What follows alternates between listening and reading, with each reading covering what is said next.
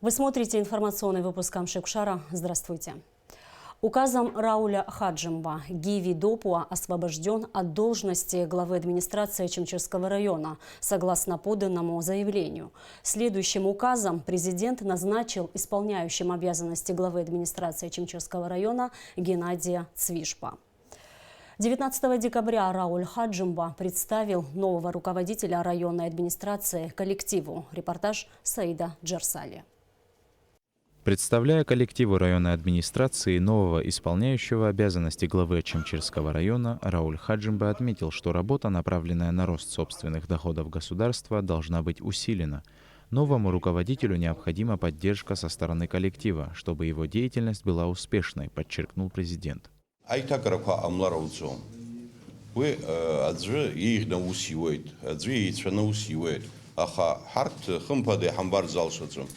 Иха дызвустазалаге район курджехагулу яра дызжу иус инигдзо имариядза манагдза избанагзар яра хакша мукша ха хюницqa иqмфис охтас курджа ухакуршара мариядза аძუ итоху дачаძუ дუჭაგულო ვე ნგზაგი იყო ახა ჰარტი ჰალში ხუნ გვანაგარასმო აბართ აშუქს კორი უნიწყა изловало, хой шарылахан, авенкар аргулара. Уйвиза амыздги, уйвиза анагдзарамамыздги, иқаладзомызд, харт ихамо алцфехочкаге. Иқоп, акхапа, хымпады юмбар злымшо, иқоп, айхдзараква, уртги, юмбар, ипш, атагала заша, алқадзам. Харт аджхагзар, хмилата кагзар, хажлара джрагзар, харт хайдгыла на усы цахва. Абре, ай чухара, ай бафара хаауцна, хажлар рызыги, аджикни иқаҵаны айдгыларахан ҳзышьҭоу, амни жала мацара акәымкәан, ишахәҭоу ала ҳаизныҟәартә еиԥш ҳхымҩаԥаҳгароуп. Геннадий Цвишба поблагодарил руководство страны за оказанное ему доверие и отметил, что сделает все от него зависящее для решения поставленных задач. Апыша сымоп маҷӡага Гагра район аизареи сареи сымшеи бзианы ҳаимадан, ус сгәы иаанагон абжьыуаа ҳаизара аҟынгьы ҳаилибакаап ҳәа, иара убас ҳраион аҟынтәи Аԥсны аҳәынҭқарра апарламент аҿы иалахәу ҳаҷкәынцәа урҭгьы ҳаҽрымаҳдап ҳәа, еиҳаби еиҵби ҳаивагылан ҳәа нас аԥсуаа ҳажәа иалоуп, уи маҷӡак иуадаҩзар акәхап, аха абри ахырхарҭа сыманы, агәаҳәара сыманы сышәзымҩахыҵит ашықәс ҵыц ианацкараз аамҭа азыҳәаны.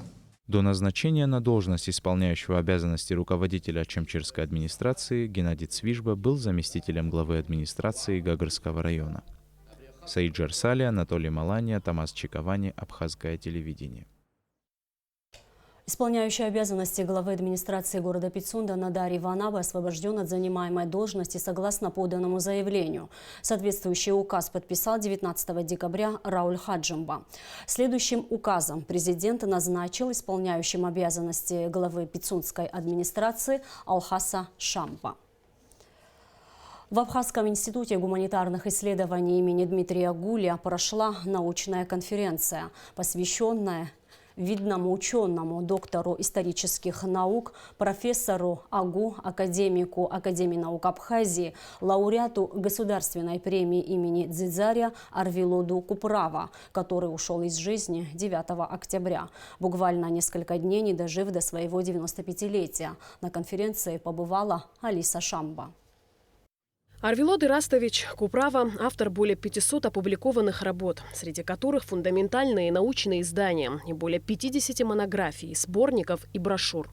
Кроме того, Арвилод Куправа является соавтором такой известной работы, как «Очерки истории Абхазской АССР» и первого вузовского учебного пособия «История Абхазии». Подробно биографии и научной деятельности ученого в своем докладе рассказал доктор исторических наук Аслан Авицба, который в свое время был его студентом, а в последующем и коллегой. За свою без малого 95-летнюю жизнь ученому пришлось пережить и перенести немало невзгоды и утрат. Во все времена история Абхазии оставалась его главным занятием. Весь ритм его жизни был посвящен этой главной задаче. Отношение к своему делу, преданность профессии и, как следствие, высокий профессионализм Арвилода Ирастовича безусловно, должны стать примером для последующих поколений исследователей. Арвилот Куправа – летописец истории советских времен. Именно так отзывался о нем каждый, кто выступал на конференции. Вклад Арвилода Ирастовича в абхазскую науку неоценим. Его по праву можно назвать ведущим историографом Абхазии. Первый кандидат и доктор наук по истории Абхазии советского времени, посвятивший научной деятельности более 70 лет своей жизни.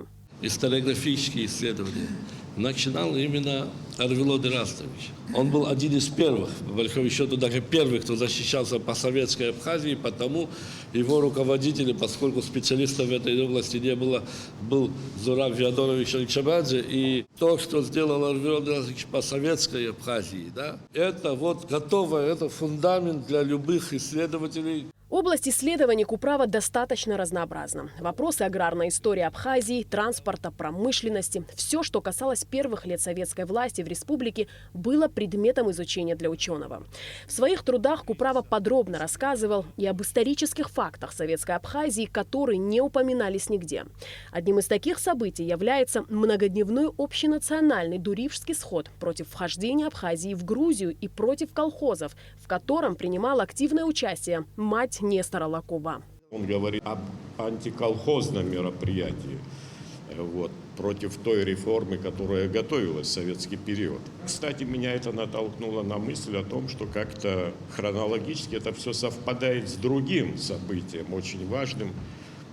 Это преобразование СССР Абхазии в автономную республику и включение в состав Грузии с 1931 по 1991 год. Это был единственный материал, где упоминалось, что Дурижский сход, он вообще имел место как бы в истории Абхазии. Я имею в виду в советской историографии. Об этом сходе он, в принципе, написал в 1988 году, а в 1989 году состоялся уже, вы знаете, Лыхтинский сход огромный.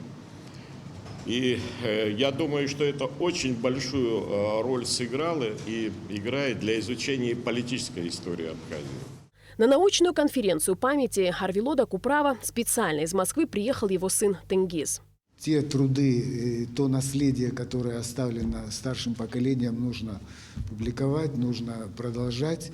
Вот на этой волне была проделана действительно очень большая работа. Эта работа продолжается, этот настрой есть. Отец мой занимался советским периодом. Этот период очень важен для понимания и осмысления уже через столетия. Сделать новые выводы, новые обобщения – это очень важно. И тот уровень, который мы сегодня имеем везде, и в промышленности, и в экономике, и в науке, и в нашей писательской среде, и в языкознании. Я сегодня вижу, что это понимание есть, что этот период надо изучать.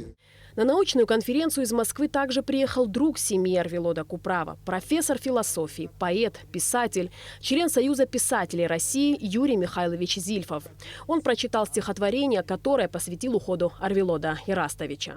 «Ангел мой ангел, говори со мною, давно я, вслушиваясь в мысль, ищу всю связь в строках с тобою, и в этом вижу важный смысл. Поговори со мной в молитве, сакральной ниточкой в словах, и расскажи мне все о битве там, высоко на небесах».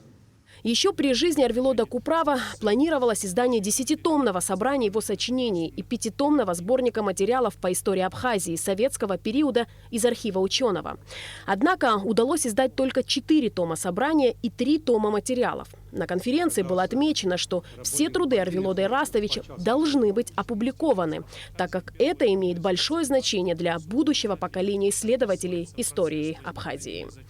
Алиса Шамба, Ильдар Дамиров, Абхазское телевидение.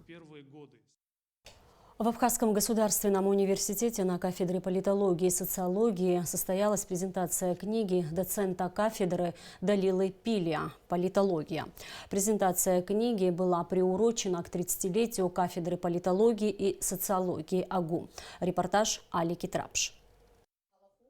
Доцент АГУ Далила Пилия является автором более 15 трудов по политологии. Ее новое учебное издание освещает не только важнейшие вопросы политической науки, но и дает анализ политическим процессам, происходящим в Абхазии. В подготовленном учебном пособии большое внимание уделено становлению государственности, начиная с древнейших времен. выделяются идеи, которые легли в основу становления государственности нового времени – России и горских народов Кавказа. Особое внимание в учебном пособии уделяется современной политической мысли. Впервые делается попытка создания учебника, где наравне с мировыми политическими процессами рассматриваются политические процессы, имеющие место в Республике Абхазия. В учебнике автор уделяет большое внимание таким проблемам политической истории Абхазии, как формирование политической элиты и роль лидеров начала XX века в становлении абхазской государственности. В книгу также вошли материалы по новейшей политической истории Абхазии. По мнению коллег Далилы Пилия, данный труд является уникальным и значимым. Данное издание отличается тем, что отражает реальные процессы и у нас в Абхазии проистекающие в контексте общемировой политической линии. Сегодня, поскольку мы являемся самостоятельной страной, мы должны готовить поколение подрастающее по своим образовательным стандартам. Далила Чичевны учебник удачно отличается от тех учебников, которыми мы пользуемся. В учебное пособие вошли 17 тем, каждая из которых дополнена приложением в виде таблицы, схемы и отрывка из первоисточников. Книга является большим подспорьем для студентов, аспирантов, преподавателей вузов и всех интересующихся политологией. Эта книга для нас уникальна тем, что в ней дается материал не просто по общим понятиям политологии, но еще и о политических процессах в жизни нашей страны, о политических институтах нашей страны, потому что мы в первую очередь должны разбираться именно в этом. Далила Пилия поблагодарила всех, кто способствовал изданию ее книги. Учебное пособие вышло тиражом в 100 экземпляров при поддержке Абхазского государственного университета. Планируется издать книгу и на абхазском языке. Алика Трапш, Алексей Агухава, Абхазское телевидение. В Очамчире прошла акция «Молодежь против наркотиков». В ее рамках состоялся показ фильма о вреде наркотиков, показательные выступления абхазских спортсменов и беседа с ними. Также были проведены различные конкурсы и викторины с подарками победителям. Подробности в материале, подготовленном пресс-службой МВД. В городе Очамчира прошло спортивно-массовое мероприятие, посвященное здоровому образу жизни «Молодежь против наркотиков».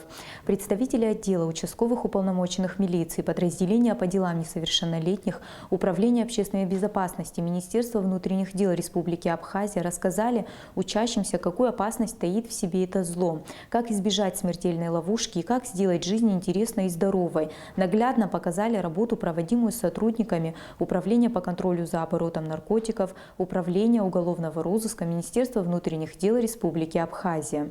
Дети в игровой форме отразили свое представление о влиянии вредных привычек на здоровье человека.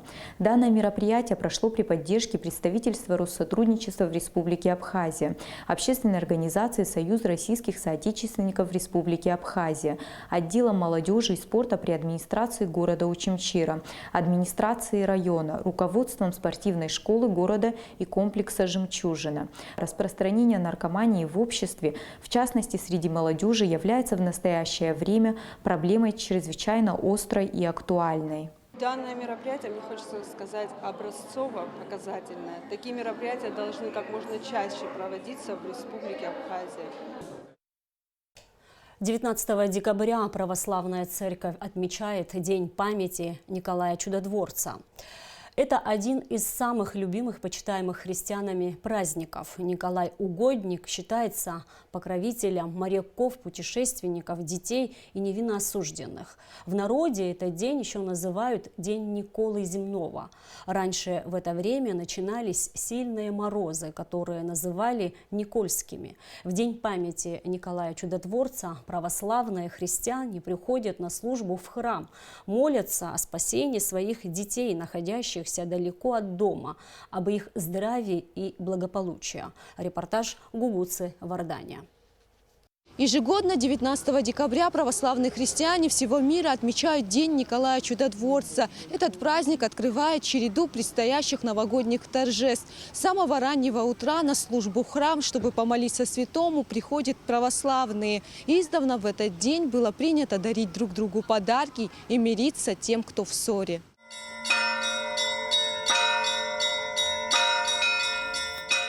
Святитель Николай родился в христианской семье во второй половине III века в ликийском городе Патары в Малой Азии на территории нынешней Турции. Его родители были людьми из благородного рода и весьма зажиточны. До старости у них не было детей, и ежедневно в молитве они просили Всевышнего дать им сына, обещая посвятить его служению Богу. Молитва была услышана, Господь даровал сына, который при святом крещении получил имя Николай, что в переводе с греческого означает «народ побеждающий». Мальчик с самого детства посещал храм, изучал священное писание, а повзрослев решил посвятить себя вере. Будучи священником, он совершал добрые дела, а все богатое наследство родителей раздал беднякам. Среди чудес, сотворенных им при жизни, известно о спасении города Мира от страшного голода, воскресении моряка во время шторма. По его молитвам Господь исцелял смертельно больных, успокаивал бурю в море. Из уст в уста люди передавали истории о добром Николае, чье сердце было открыто для всех. День памяти Николая Чудотворца – один из самых почитаемых и любимых православными христианами праздников. Сегодня огромный праздник всего христианского мира. Я хотел поздравить весь наш абхазский народ и все конфессии, проживающие здесь, с этим огромным праздником. Радости всем, благополучия, мира на нашей земле. Всем благ, чтобы не было войны и был мир на земле.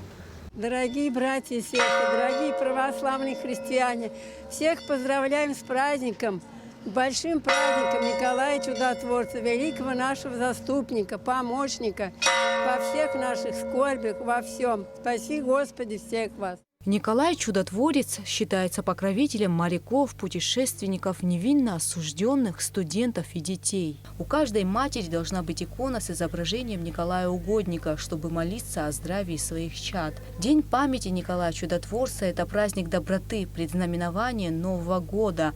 Мало кому известно, но фольклорный персонаж Санта-Клаус напрямую связан со святым. Помогая детям из бедных семей, Николай Угодник при жизни подкладывал им монетки, еду и игрушки, выставленные за дверь башмачки.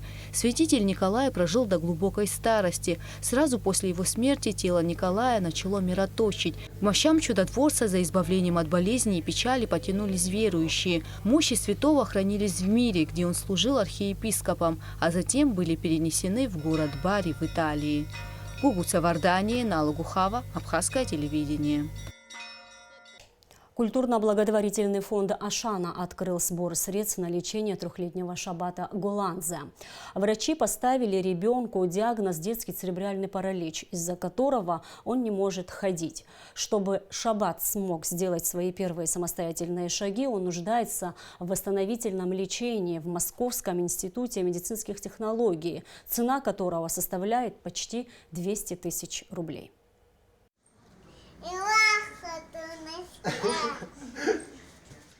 Жизнерадостный Шабатик почти всегда улыбается. Ему очень нравится играть и познавать мир, но, к сожалению, из-за своей болезни он лишен возможности резвиться и бегать, как его сверстники. Виной всему страшный диагноз – детский церебральный паралич. Малыш не может самостоятельно ходить без опоры и долго держать спину. Он такой шустрый у нас ребенок. У меня 4 внука, больше всех я его люблю. Врачи обещают, что он будет ходить, но это надо поддержки хорошие. Если вы час не поддержите, потом будет поздно, вот так говорят.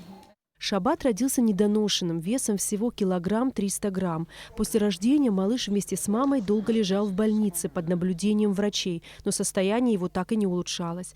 Тогда родители вывезли ребенка за пределы республики, и с тех пор он постоянно проходит курсы реабилитации, которые дают положительную динамику. Неврологическое лечение, бесконечные массажи, гимнастика, водные процедуры. Врачи говорят, все вот эти реабилитации пройдите, он начнет ходить, так сказали.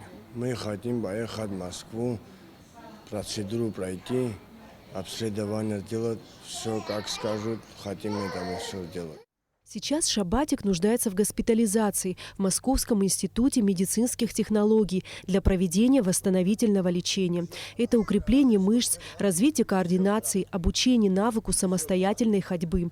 Несмотря на помощь родных, оплатить лечение у семьи на данный момент нет возможности, но восстановление необходимо продолжить. Нужно провести ребенку качественное обследование, затем курс реабилитации. Стоимость лечения 199 430 рублей.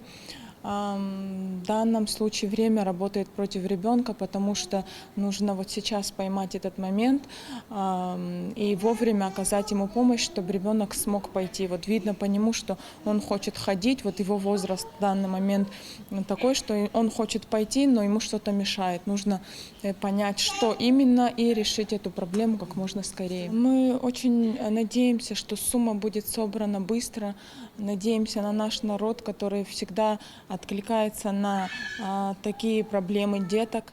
Чтобы помочь малышу, нужно отправить СМС со словом «добро» на короткий номер 5050. Для нас это всего лишь сообщение стоимостью в 20 рублей, а для Шабата это цена за здоровую и счастливую жизнь. Эсма Гуланзе, Дэвид Анкваб, Абхазское телевидение. И о погоде. По сообщению Гидромедцентра, 20 декабря в Абхазии ожидается переменная облачность без осадков. Температура воздуха ночью плюс 2,7, днем плюс 11-16. Температура морской воды плюс 13 градусов.